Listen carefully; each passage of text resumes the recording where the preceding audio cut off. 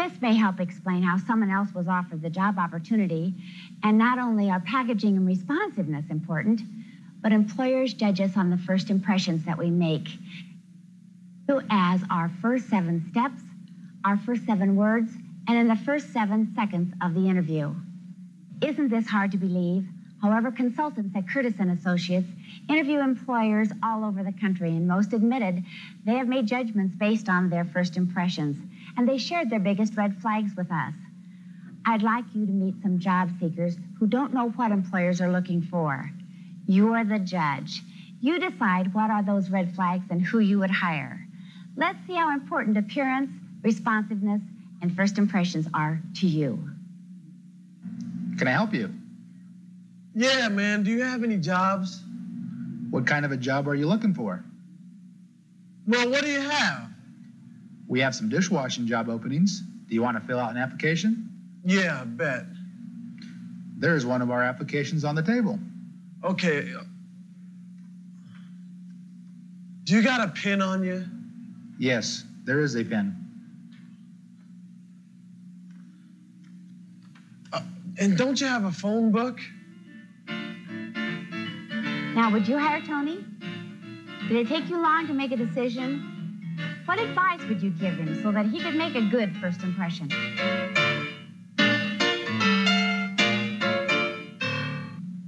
Tony wasn't prepared for a job interview, was he? He needed to show the employer that he wanted to work. Did you have suggestions for improving his appearance? Even if you expect to wear casual clothes when working, research has proven that employers hire those of us who dress more professionally for an interview. And they encourage us to wear the nicest clothes, shirts, skirts that we own, and to have our hair combed, take off our hats. Would you have been more impressed if Tony had known about the company and the position he was seeking? Did he have what he needed to fill out an application? Well, Tony missed his opportunity to make a good first impression. So now let's meet Sherry. See if you would hire her. Can I help you? Yeah, I'm looking for a job. What kind of a job are you looking for? Well, I only want a part-time job. Have you filled out an application? Yeah. Can you tell me your name? I'm having difficulty reading this. Oh, yeah, it's Sherry. Sherry, we do need a part-time waitress. What days are you available? Well, I go to school all day, and weeknights I study. Saturdays are out, but I'd like to work Sundays. So are you ready to hire Sherry? What kind of a first impression did she make on you? Did she look like she wanted to work? Was her application a red flag? I mean, her handwriting was illegible. More importantly, what suggestions would you give Sherry?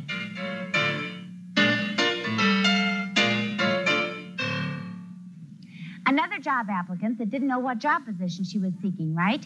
If you were the employer, would you hire someone who chews gum, plays with her hair, has an application you can't read, and can only work on Sundays?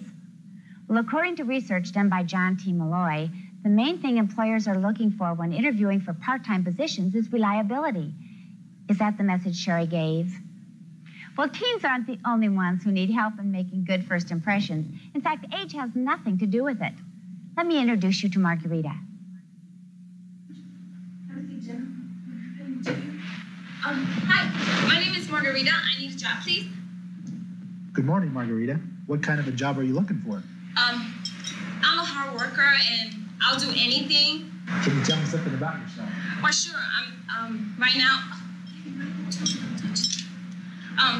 I live uptown with my boyfriend and he doesn't have a job. I need to work. Okay. You guys, please. You're driving me crazy. I'm just so nervous. I'm sorry. But I'll do anything. I don't know about you, but I sympathize with her. Her children were a challenge, right? Especially the baby. But does sympathy get you a job? What should she have done with her children? How did you feel about the way she dressed? Do you think the employer wanted to know about her personal life? Why don't you give Margarita some advice? Margarita was wearing bright, colorful clothing and great jewelry. The question here is, was it appropriate for an interview? During an interview, a good rule to remember is not to wear anything that will distract the employer from the message you want to give, your strengths and abilities. We want employers to listen to why they should hire us, right? And not just watch our earrings bobbing. And where do children belong when we job search?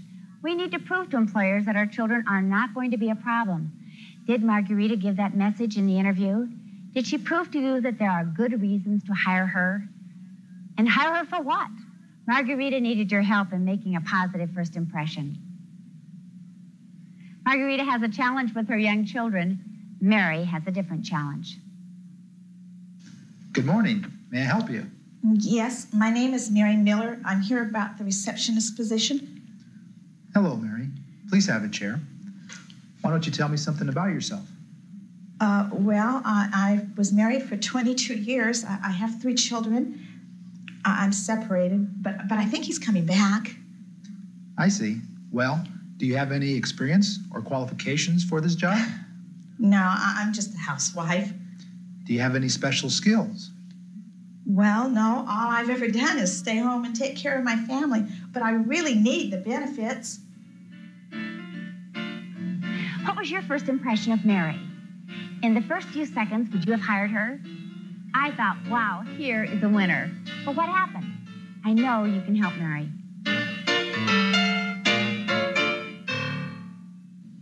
Mary was neat and clean and was wearing an attractive suit, wasn't she? She looked like a receptionist. But was she responsive? Did she know how to sell her strengths? Was she right in saying she had no skills or abilities? She needs to inventory the skills and qualities that mothers possess. And she needs to be enthusiastic about working. If you were the employer, would you be impressed by her needing your benefit package while not being able to sell any of her strengths? Mary needs to believe in herself. However, Joe has a different challenge. Good morning, my name is Joe Barnes, and I'm here about the management position. You should already have my resume. Good morning, Joe. Yes, I have your resume. Please have a chair. Can you tell me about your management experience? My management experience? Well, where do I begin? I practically wrote the book on it. That's all. I've been in management for at least 20 years, and I wouldn't be looking for work now if I'd ever had an employer who appreciated my skills and abilities. Actually, I think they're jealous of me and my ability, and I've been a threat to them. I've also found that women are basically insecure in management, and consequently, they're very difficult to work with. In fact, I've discovered that a lot of people are jealous of my management skills. It isn't just women, but men too. You have what it takes. Wow, have you ever worked with a Joe? He may have had some experience, but does it make up for his attitude? And maybe you were impressed with his suit. Is packaging enough? I'll bet you have some advice for Joe.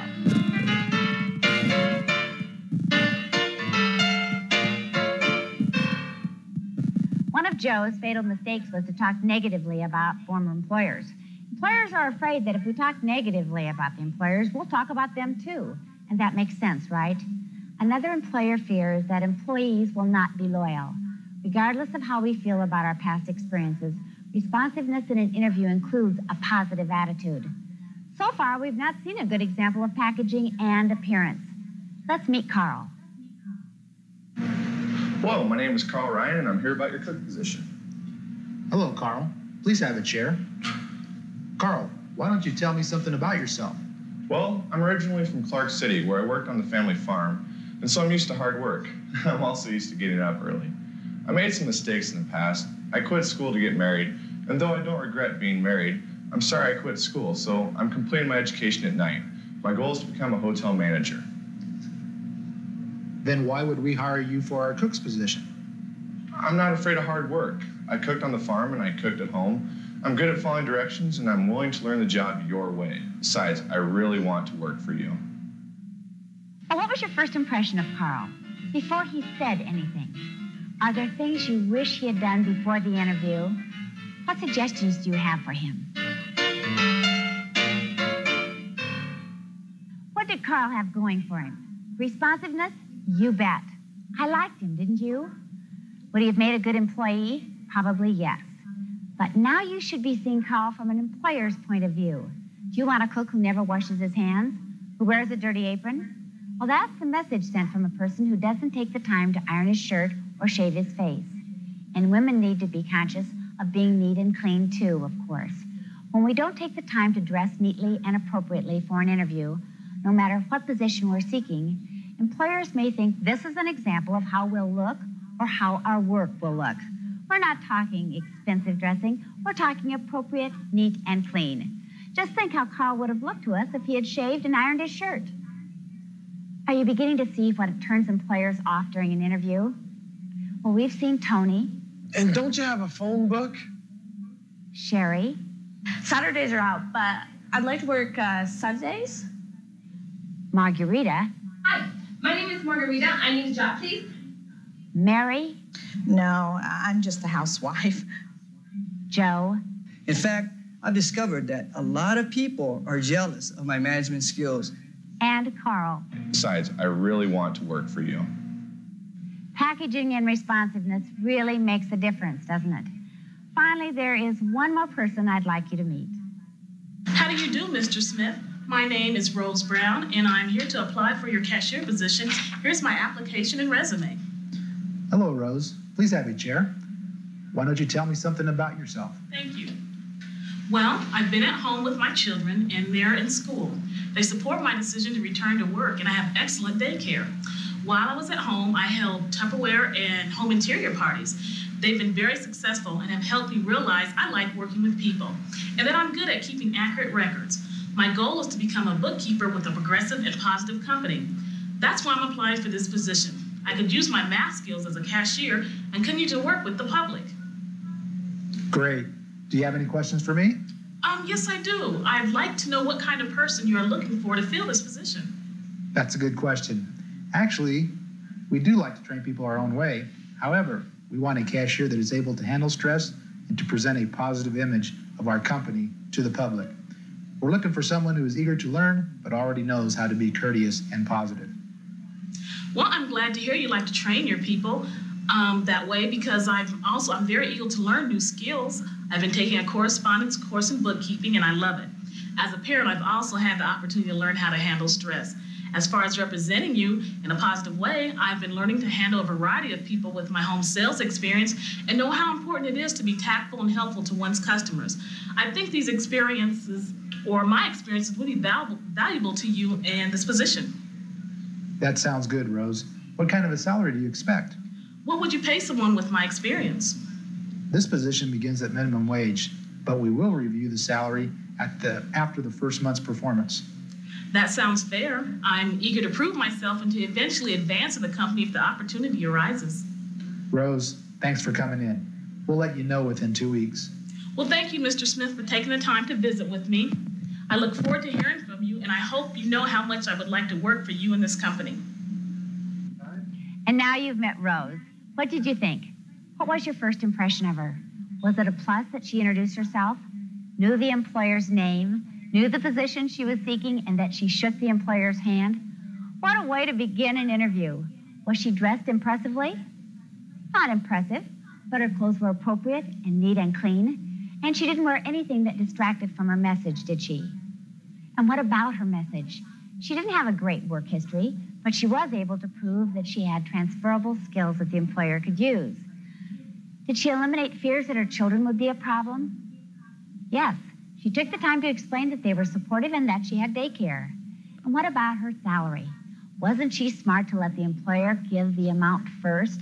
When we're offered the job, we're in a better position to negotiate a salary. Finally, did you like her? Would you like to work with her? Remember, that's the key. Employers hire people they like.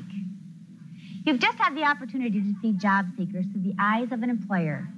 Do you see why employers make the decisions they do? What did you learn about packaging and responsiveness? Let's review a list of to-dos for making a positive first impression. Remember those first 7 seconds and make them count. Open the interview by introducing yourself and use the employer's name. State the position you are seeking. Shake the employer's hand and be sure your packaging includes your neat and complete application or resume. You don't have to wear expensive clothing, but appear neat and clean and appropriately dressed. Know about the company and sell your strengths.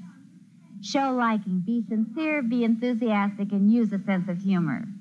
And finally, don't forget to tell the employer you want to work. Interviewing is the most important step in job seeking. It pays us to do our homework. When we're prepared, we feel good about ourselves, and we're ready to make that lasting first impression.